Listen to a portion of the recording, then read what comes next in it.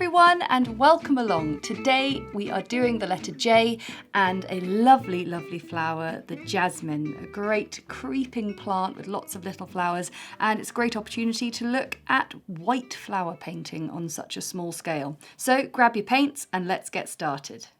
For J we're doing jasmine and let's twist it around. Lovely.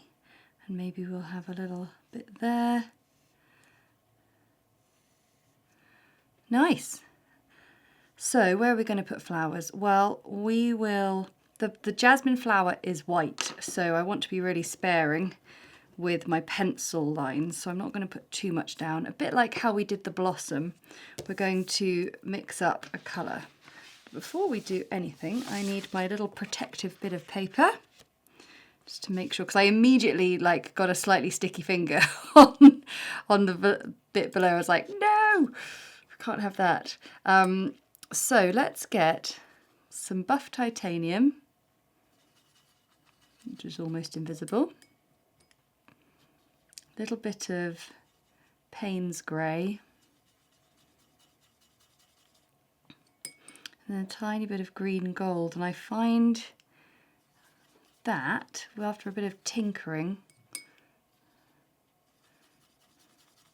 is usually,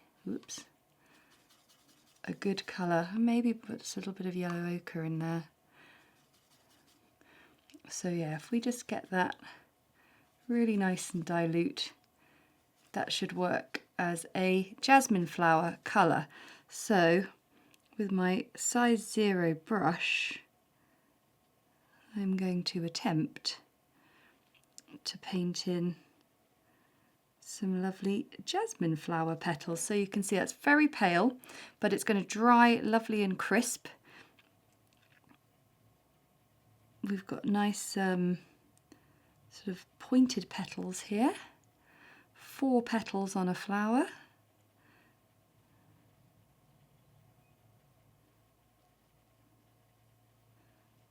Sort of foreshorten that front one there, so we sort of can't quite see.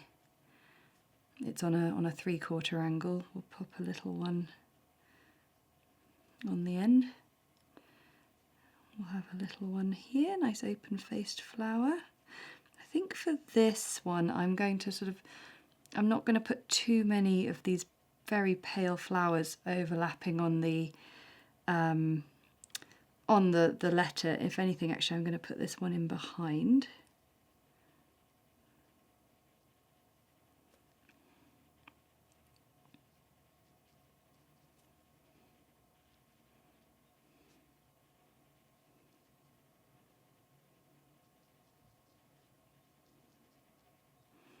And you can see already that one has crisped up and become a lovely flower shape.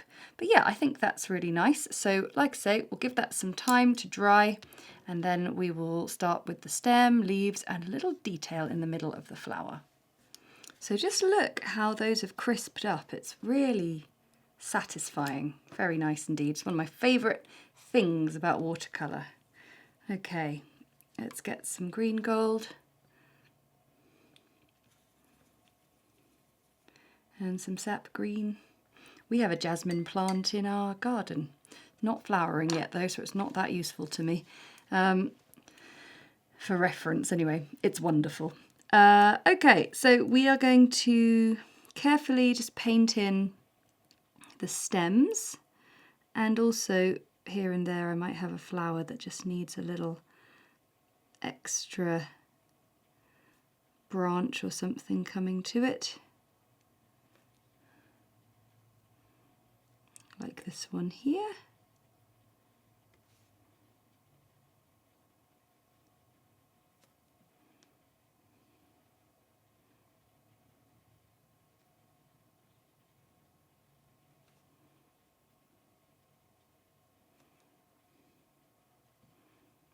And then once we've got that,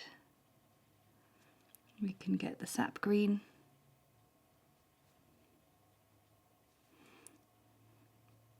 And just add it in there, and we're going to see some sepals on some of these flowers, the sort of side-on ones.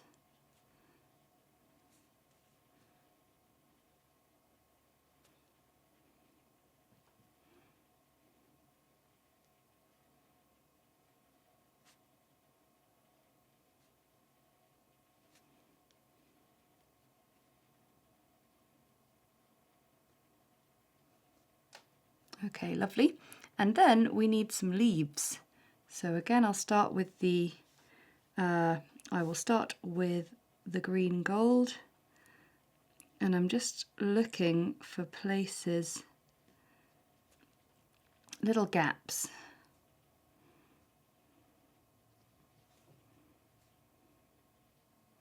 And you know, some can go in behind the letter.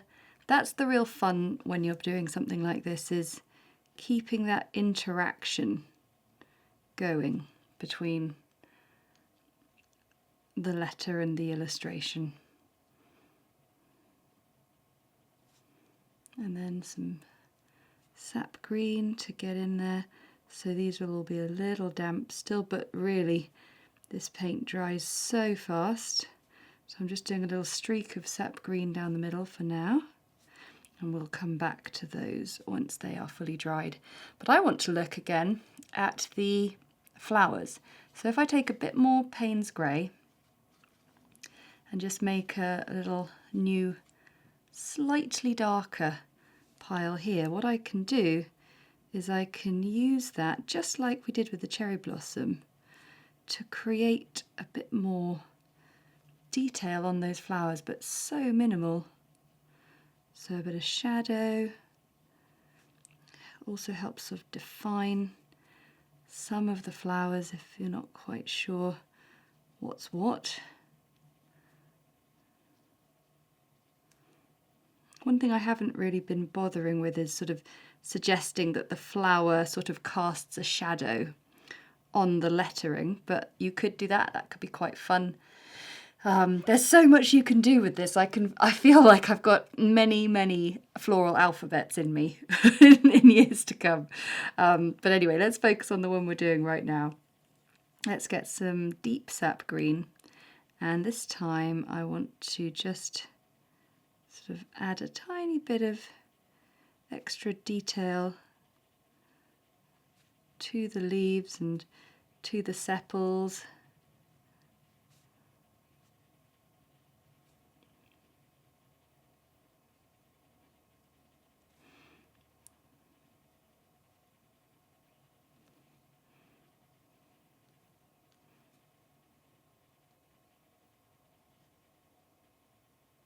It's very much sort of what you get a feel for. You might think, oh yeah, I'm good, I don't need to put anything extra on here. That's looking really nice. And then to finish off, the centre of the jasmine have lovely little yellow filaments and anthers, and I'm going to go for my Hansa yellow medium. I do just need to make sure that these are 100% dry first, so we'll give that a moment. So we've let that dry. Got a nice little bit of quite concentrated yellow on the brush.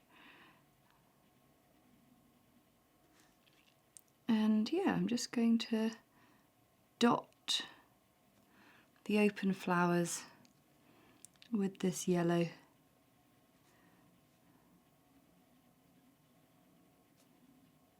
And maybe just like we might be able to see a few.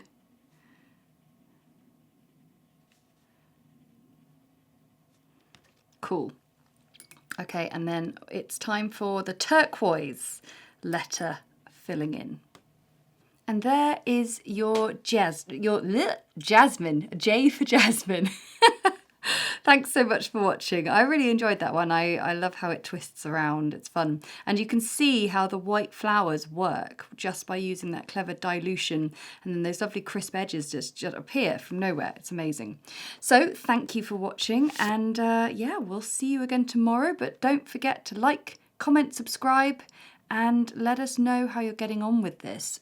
Share your paintings on social media and tag us at Winton Paper Co. And of course, if you need anything like the brushes or to buy a template, you can either buy a hard copy we sell in the post, or you can download a template as well on my website, dewintonpaperco.com, or on my Etsy store, and you can get the links for all of that below. So I will see you next time for the letter K.